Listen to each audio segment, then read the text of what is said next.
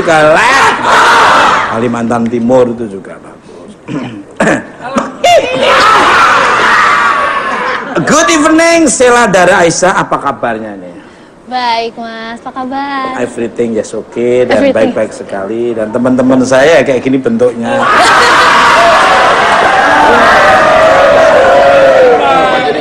Kenapa jadi temannya? Ya ini juga nggak tahu dia pengen teman apa saudara sebetulnya. Pengen jadi adeknya. Wah, adik saya ganteng-ganteng. Kamu tahu benda kayak apa bentuknya? Balik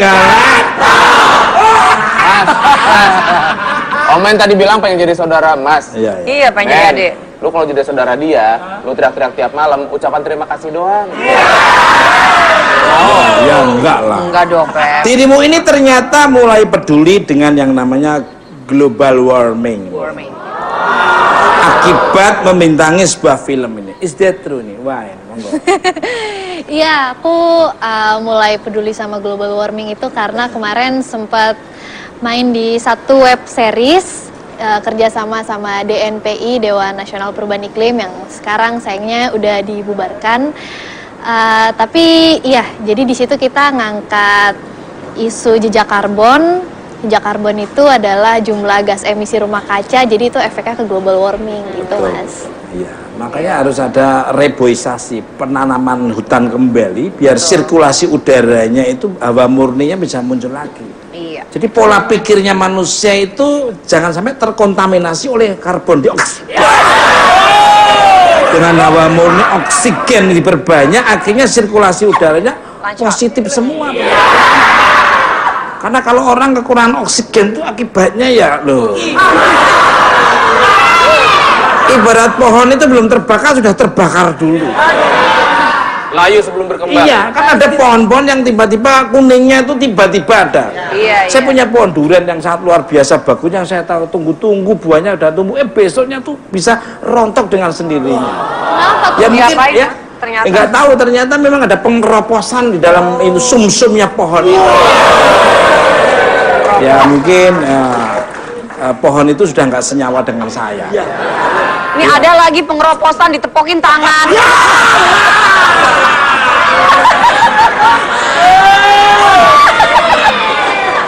Biarin aja.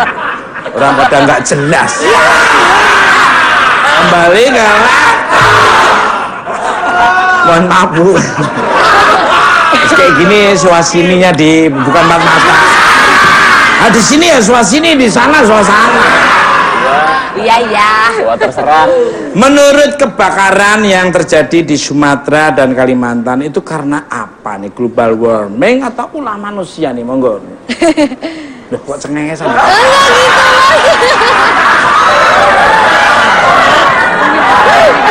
Jangan-jangan ada sosok makhluk astral. Bukan, dia orangnya ramah. Dikit-dikit ketawa. Mungkin dia juga ngeliat Mas Tukul gimana ya, seneng kali ya, jadi ketawa-ketawa mulu tuh. Aku terpukau.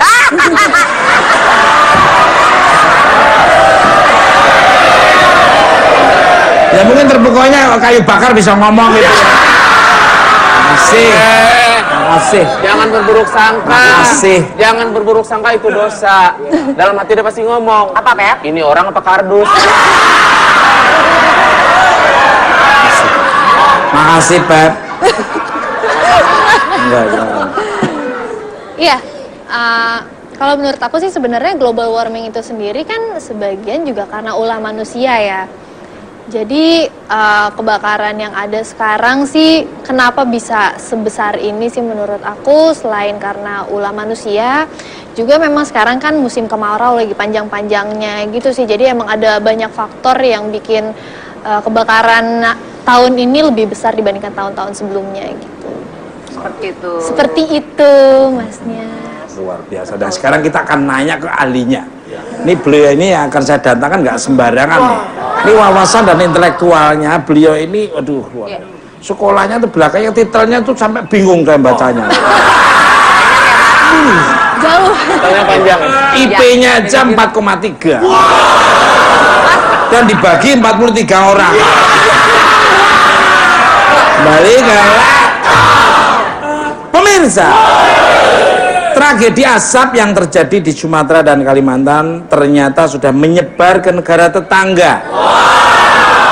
Bukan hanya gelombang protes, tapi juga aneka penyakit mengancam saudara-saudara kita. Mari kita lihat cuplikan berikut ini. Manusia membutuhkan udara dan oksigen untuk terus hidup. Namun, pernahkah Anda membayangkan hari-hari di mana udara yang Anda hirup merupakan udara beracun? Mari kita tengok saudara-saudara kita di Sumatera dan Kalimantan. Mereka kehilangan hak untuk menghirup udara bersih. Hari demi hari mereka lalui dengan penderitaan menghadapi bencana kabut asap dari 24.000 titik api yang tersebar di wilayah Kalimantan dan Sumatera akibat kombinasi cuaca panas dan pembakaran lahan. Begitu berbahayanya kualitas udara menyebabkan anak-anak harus dievakuasi ke dalam ruangan hampa udara. Kurang lebih sekitar 75.000 warga menderita infeksi saluran pernafasan akut, bahkan ancaman radang paru-paru. Berbulan-bulan mereka harus menggunakan masker dan berteriak minta pertolongan melalui media maupun pemerintah. Usaha pemerintah menetralisir kualitas udara seperti sia-sia. Sampai hari ini bencana asap masih menggila. Dampaknya bahkan sampai ke negara tetangga, Singapura dan Malaysia. Pemerintah bukannya tanpa usaha. Setiap kali mereka memadamkan satu titik api, akan disambut timbulnya berbagai titik api baru. Kesulitan ini diperparah dengan hujan yang tidak kunjung turun, membuat teluh para pemadam harus diperas dalam-dalam. Nah pemirsa, apa solusi terbaik untuk saudara-saudara kita yang menderita? Bentuk bantuan konkret apa yang bisa kita berikan kepada mereka? Apakah kita hanya akan diam saja?